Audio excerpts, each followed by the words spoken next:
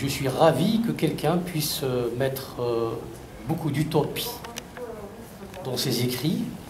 Et puis je me demande aussi comment se fait-il que le club, le comité de lecture de l'ANEP ait pu laisser passer ce genre d'interrogation, question de foi. Parce que généralement, moi je les soupçonne d'être déjà formatés. Ils sont formatés, ils sont conditionnés avec comment on appelle ça, les constances, etc. Et la religion en fait partie, hélas. Donc vous venez avec comment dirais-je, vos interrogations. Parce que là, quand vous parlez de foi, certainement que vous pensez au pluriel. Même si vous dites chacun a sa foi, c'est au pluriel. Donc déjà, vous interpellez les consciences pour dire, mais il y a plusieurs foi. Ce n'est pas uniquement la foi dont parle l'unique livre qui est supposé être pour tous, etc. C'est un dogmatisme. Là, vous êtes en train de défaire les chaînes du dogmatisme, premièrement. Ça, je suis très ravi parce que, généralement, on ne se permet ce genre de choses que lorsqu'on est dit à l'étranger. Moi, je vous le dis, hein, à part quelques gens qui sont réédités parce qu'il y a de l'argent, etc., pour des grands écrivains, sans citer leur nom.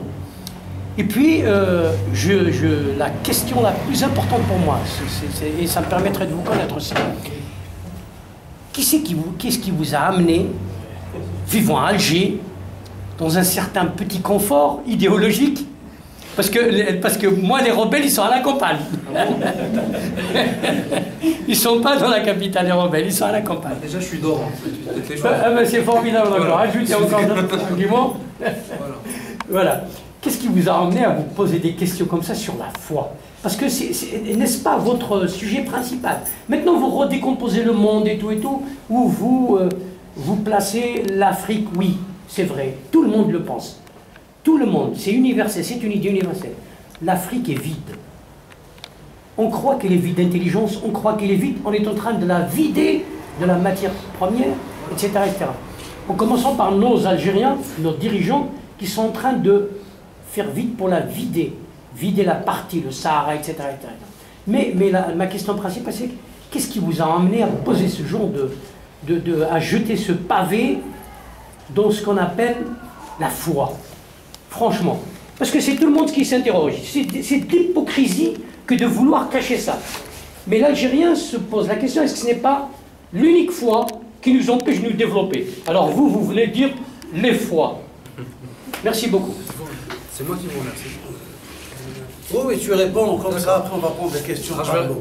Pour répondre dans l'ordre, parce que, alors, pour l'ANEP, je ne sais pas. Je ne suis pas au courant de leurs critères de sélection.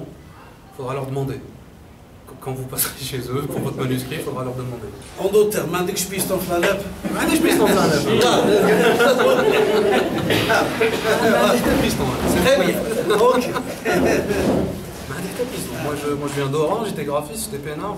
D'accord, il n'y a pas de souci là-dessus. Bien sûr, ok. Ok.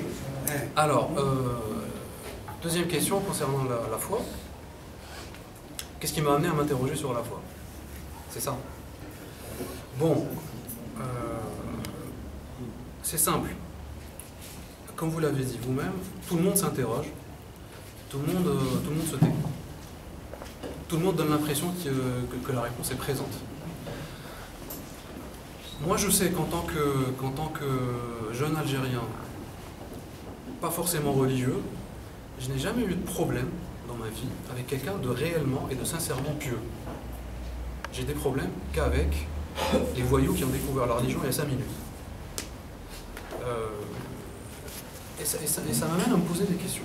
Ça m'amène à me demander, est-ce que c'est forcément la religion qui est problématique? Et après, je pense aux gens qui sont pas religieux. Eux aussi, ils croient. Ils ont d'autres domaines de croyances, ils ont d'autres foi, ils ont d'autres idéaux. Et je me demande, tiens, ceux-là aussi, ils sont... c'est possible qu'ils virent vers le fanatisme, vers l'extrémisme. Jusqu'au moment où on se rend compte que la cause de tous les conflits, la cause de toute la désharmonie dans ce monde, la cause de tous les problèmes, c'est quand la foi, c'est quand l'idéal se transforme en dogme et qu'on ne peut plus le discuter. l'histoire peut devenir un dogme. La laïcité, l'identité peut devenir un dogme. La laïcité peut devenir un dogme. Dès qu'il y a un dogme indiscutable, on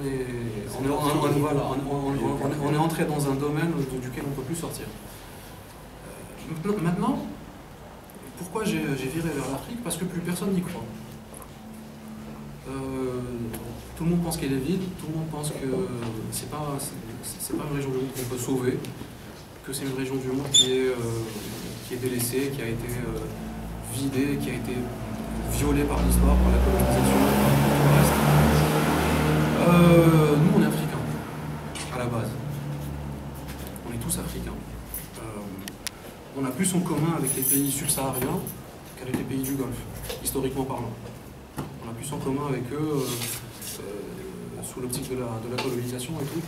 Et j'aimerais juste décrire une image, moi, que j'ai dans la tête.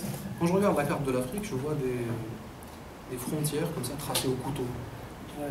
C'est pas les frontières naturelles, c'est pas les frontières tracées au couteau. Si on juxtapose un peu une carte des ethnies, une carte des tribus ancestrales et tout, ouais, ouais. On voit que ça vient se poser comme des bouts de scotch, comme des pansements. Qui viennent, comme si l'Afrique était un continent cassé, brisé, et que sa diversité culturelle, sa diversité ethnique, tendait à le rapprocher, tendait à le recoller. La colonisation n'est pas une bonne chose, mais au lieu de passer notre temps à la décrier, ça fait quand même, je sais pas, ça fait 3 générations, il faut arrêter, il faut en tirer parti, et il faut se rapprocher des gens qui ont une histoire proche de la nôtre, au lieu de les rejeter. Parce que si, comme moi, vous vous intéressez à ce qui se fait en Afrique aujourd'hui, vous voyez, c'est pas les gouvernements corrompus qui font bouger les choses, ce sont des gens comme vous et moi. Partout, hein, en Afrique, je parle du Nord, du Sud, de l'Afrique australe, de tout. Hein. Ce sont des gens comme vous et moi qui font bouger les choses, qui reconstruisent l'Afrique, qui créent des emplois, Et je crois que la solution est toute par là. La 4e de couverture, la foi saine et fraîche qui peut peut-être nous donner espoir, je pense que c'est celle-là. J'espère vous avoir répondu. Oui. Merci. De toute façon, je ne sais plus qui c'est qui a appelé les frontières des pays africains actuellement. Il les a appelées les frontières cicatrices, quelque chose comme ça. Voilà. L'héritage du colonialisme, d'où les conflits incessants en Afrique. Mais sinon, moi, par rapport à ce qu'il a dit lui, moi je trouve que c'est plutôt une préoccupation urbaine de gens qui habitent la ville plutôt que... Ah oui, j'ai pas répondu. Lui, il a dit confort et tout ça. Bon, d'abord, moi je pense qu'il n'y a pas de confort à Rajaraha. Les Algérois, quand ils disent bon, on ne connaît pas tellement, mais c'est la même chose, toutes les grandes villes se ressemblent. J'ai ajouté les on souffre, les gens ils souffrent d'un tas de problèmes que nous ne connaissons pas à Ouqas. On est beaucoup mieux lotis à Ouqas, par exemple sur la question du logement et tout ça. À Rajaraha, le F3 qu'a laissé Madame la France, c'est le même, ils sont 10 à s'entasser dessus et le bébé, tu vois, la cage d'escalier et tout ça. Quand ici, nous avons toute la terre sous notre regard et c'est pas... Et je trouve que c'est plutôt une préoccupation de gens urbains, c'est la violence urbaine. Il y a moins de violence de ce type, comme le passage que tu as lu. Oui. Ça m'a rappelé un petit peu Orange Mécanique, c'est vieux maintenant et tout, mais c'est à peu près une violence comme ça, injustifiée, presque...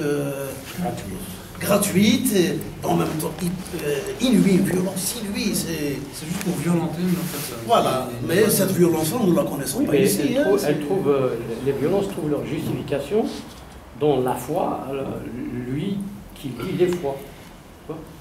Nous, on suppose qu'il y a...